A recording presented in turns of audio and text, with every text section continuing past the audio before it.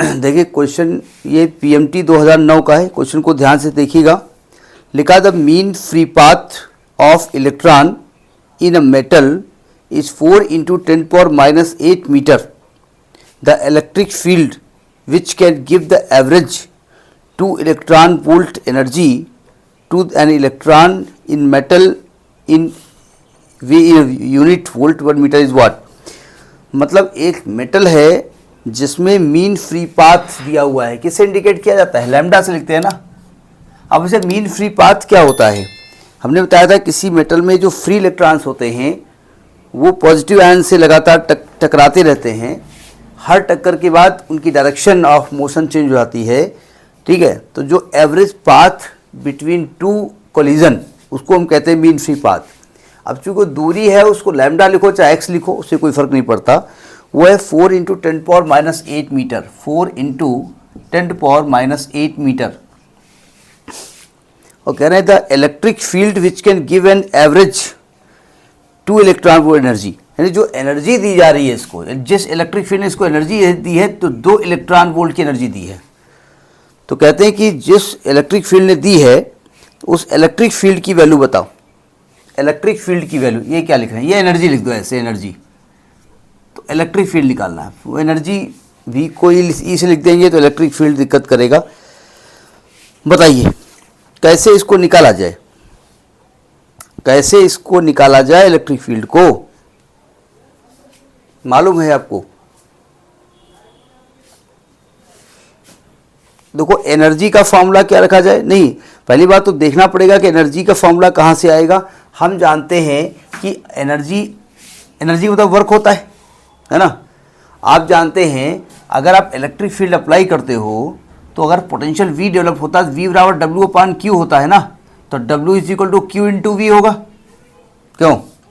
अब चूंकि यहाँ इलेक्ट्रॉन मूव कर रहा है तो Q की जगह E का इस्तेमाल किया जाएगा, EV हो जाएगा। यही हुआ ना। एक चीज़ और, आप चाहो तो इसको जूल में कन्वर्ट कर लो और चाहो तो मत करो। क्यों भाई? देखिए आपका जो EV होगा, अब एक प्रॉब्लम यहाँ पर आ रही है, यहाँ भी V लिखा हुआ है, ये इलेक्ट्रॉन वोल्ट है, ये कंफ्यूज करेगा। इसलिए हम एक काम करते हैं, ये EV वाला लफड़ा छोड़ दो, इलेक्ट्रॉन वोल्ट को जूल में, मतलब ये V वाला नहीं है। V एक्चुअली में 2 into 10⁻, क्या कर रहा हूँ भाई, इलेक्ट्रॉन वोल्ट को जूल में कन्वर्ट करो। तो मैं EV लिखूंगा ना एनर्जी को, तो आप V और V काटने की कोशिश करोगे, उससे भी जाएगा। तो देखिए 2 into इसको 1.6 into 10⁻⁻19 से मल्टीप्लाई करेंगे तो जूल में कन्वर्ट हो जाएगा, ठीक है। तो एनर्जी ही तो वर्क होता है आपका। और हम जानते हैं अगर आप पोटेंशियल डिफरेंस V अप्लाई करते हैं तो इलेक्ट्रॉन को एनर्जी कितनी मिलती है? EV0 मिलती है ना। EV0 = वर्क बोले तो 2 into 1.6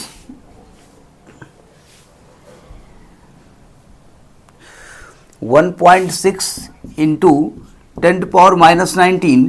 तो V0 की वैल्यू आएगी आपकी 2 into 1.6 into 10⁻⁻19 और अपान E जो आएगा ना उसकी वैल्यू भी यही होने वाली है। तो ये कैंसिल हो जाएगा, तो आपका पोटेंशियल 2 वोल्ट आ गया।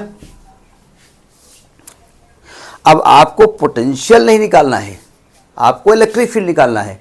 इलेक्ट्रिक फील्ड और पोटेंशियल में जो एक सस्ता सा जो रिलेशन होता है वो E = होता है V/D, मालूम है ना भाई। E का फार्मूला होता है KQ/R²। क्यों? और V का फार्मूला होता है KQ/R। अगर इन दोनों में रिलेशन निकालें तो E = V/R हो जाएगा ना। तो ये R को हमने D मान लिया है और यहाँ पर D क्या चीज़ है? लैम्डा, यानी यहाँ ये चीज़ लैम्डा है। क्यों? अब चूंकि V निकाल चुके हैं 2 और लैम्डा कितना है? 4 into 10⁻⁸। अब इसको कैलकुलेट किया जाए कितनी वैल्यू आएगी इसकी भाई? इसको काटेंगे तो कितना आएगा? 4×5 = 20, 0.5 into 10⁸, यानी आएगा 5 into 10⁻⁷। ये वोल्ट पर मीटर, ये आपसे पूछ रहा था, ठीक है। तो ये आपका PMT 2009 का क्वेश्चन है, नोट करिए।